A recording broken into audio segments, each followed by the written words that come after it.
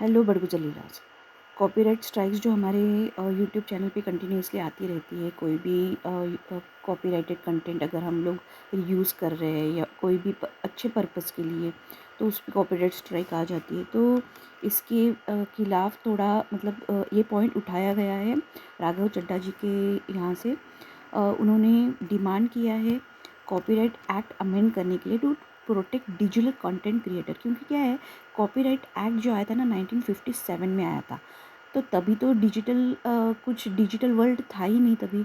तो जो भी एक्ट में लिखा था वो अभी भी पास हो रहा है। मतलब अभी भी डिजिटल को मतलब आपने कुछ अमेंड नहीं किया है तो वाला जो भी क्राइटेरिया है, डिजिटल कंटेंट जो है, तो उसमें आप ऑटोमेटिकली अप्लाई हो गया है। तो आप वो स्पेसिफाई कीजिए। तो उन्होंने यहाँ पे डिमांड किया है।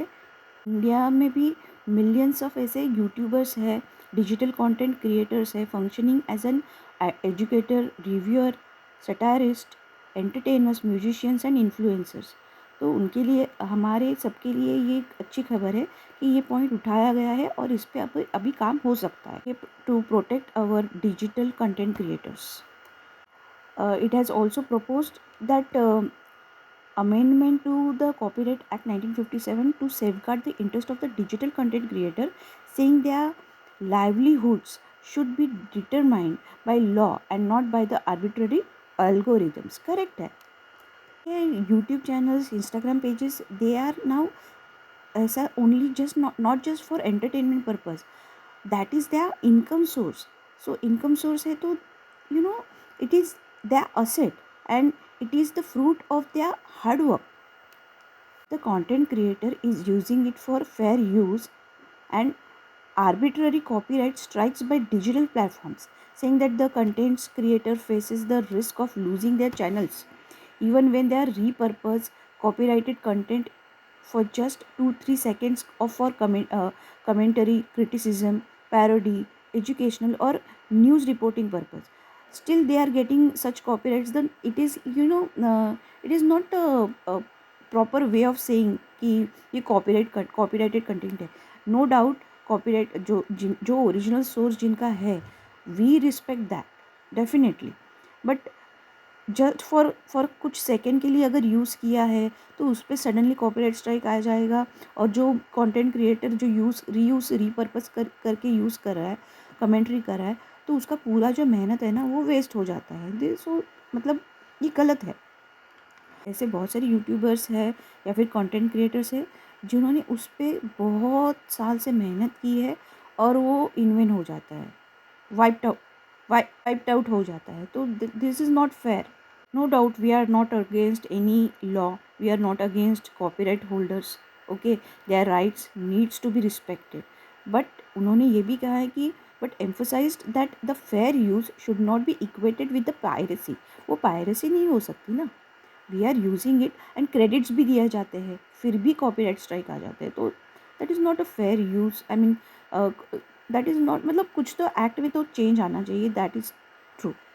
Also added that कि fair use where sometimes the purpose of using this content is incidental or transformative must not be tantamount to wiped out somebody's hard work. तो कोई कुछ अच्छा इनोवेट कर रहा है और वो भी डर डर के करे, क्रिएटिविटी दिखा रहा है, वो भी एकदम डर डर के कि अरे बाप रे कॉपीराइट स्ट्राइक तो नहीं आ जाएगा, तो ये तो गलत है। सो ये have clearly defined that innovation can not be in fear and creativity can not survive under threat. Copyright strike तब आया था जहाँ पे कभी इंटरनेट नहीं था, कंप्यूटर, डिजिटल कंटेंट क्रिएटर जो थे तभी यूट्यूब चैनल्स नहीं थे, इंस्टाग्राम नहीं था, सोशल मीडिया ही नहीं था। तो कॉपीराइट एक्ट चेंज करो, अमेंड करो, उसमें डिजिटल क्रिएटर को डिफाइन करो। क्या क्या चीज़ें अमेंड करने की ज़रूरत है under copyright act 1957? Define digital fair use including transformative use such as commentary, satire, critic, incidental use क्या होता है, प्रोपोर्शनेट यूज़ क्या होता है, एजुकेशनल यूज़ क्या होता है, पब्लिक इंटरेस्ट यूज़ क्या है, नॉन कमर्शियल यूज़ क्या है।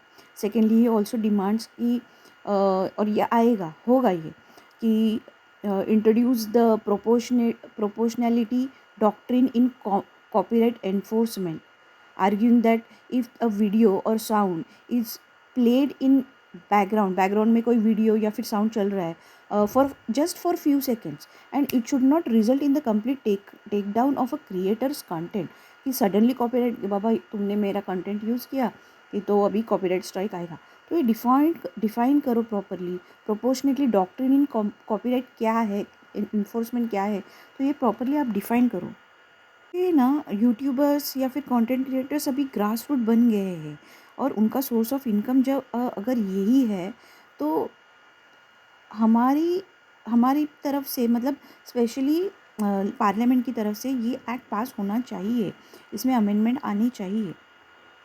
कॉपीराइट एक्ट में चेंज क्या किया है मालूम है, उन्होंने सिर्फ यही ऐड किया है कि डिजिटल जो भी पर्पस है उतना ही उन्होंने किया है। लेकिन जब अगर कंटेंट क्रिएटर या फिर यूट्यूबर्स या फिर इंस्टाग्राम पेज पे जब भी ऐसी सब चीज़ें करते हैं ना, तो उन्होंने वो एकदम डिटेल में नहीं किया है, उन्होंने सिर्फ डिजिटल को सिर्फ इंक्लूड किया है डिजिटल डेफिनेशन में। बस मतलब कोई भी क्या बोल अमेंडमेंट किया है, लेकिन ओनली बेसिक अमेंडमेंट हुआ है। जैसे कि उन्होंने सिर्फ डिजिटल वर्ल्ड में से डिजिटल रिप्रोडक्शन, डिस्ट्रीब्यूशन, ऐसी सब चीज़ें उन्होंने उसमें डाली है। लेकिन उन्होंने ऐसे एल्गोरिदम की तरह या फिर जो स्पेसिफिकली अभी जो टर्म्स यूज़ होती है, डिजिटल क्रिएटर या फिर ट्रांसफॉर्मेशन, डिजिटल फेयर यूज़ क्या होता है, ये सब चीज़ें उन्होंने इन डिटेल नहीं वहाँ उसमें डाली है। तो वो डिफ़ाइन करना बहुत ज़रूरी है, so that creators can fight for their right.